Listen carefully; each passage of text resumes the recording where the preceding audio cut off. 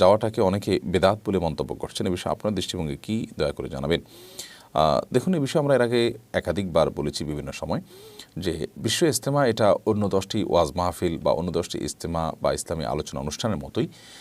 এখানে সাধারণত মানুষকে দ্বীনি বিষয়ে উদ্বুদ্ধ করা হয় এবং দ্বীনি চেতনা জাগ্রত করবার জন্য মোটিভেশনাল আলোচনা বয়ান পেশ করা হয়ে থাকে। কোনো মুসলমান যদি সেখানে আলোচনা শোনার জন্য নিজের দ্বীনি চেতনাকে ধার দেওয়ার জন্য এবং দ্বীনি চেতনায় উদ্বুদ্ধ হওয়ার জন্য সেখানে যান, তাহলে সেক্ষেত্রে সে যাওয়াটা প্রশংসনীয়। এটা নিন্দনীয় হওয়ার কোনো কারণ নেই, এটা বেদাত হওয়ার কোনো কারণ নেই।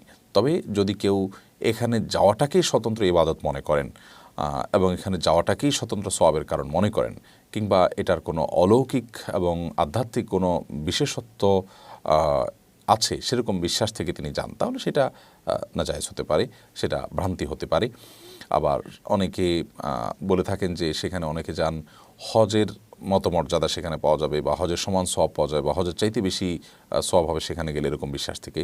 তো এরকম বিশ্বাস থেকে যদি আদৌ কেউ চায়, তাহলে সেটা অবশ্যই গর্হিত হবে এবং বিভ্রান্তি হবে, সেই যাওয়াটা গুনাহ হবে, বেদাত হবে। তবে আমার বিশ্বাস এবং আমার ক্ষুদ্র অভিজ্ঞতা হলো যে লক্ষ লক্ষ মানুষ যারা সেখানে যাচ্ছেন, তারা ওয়াজ শোনার জন্য, আলোচনা শোনার জন্য, বয়ান শোনার জন্য যাচ্ছেন, সেখান থেকে বয়ান শুনে উদ্বুদ্ধ হয়ে আসার চেষ্টা করছেন।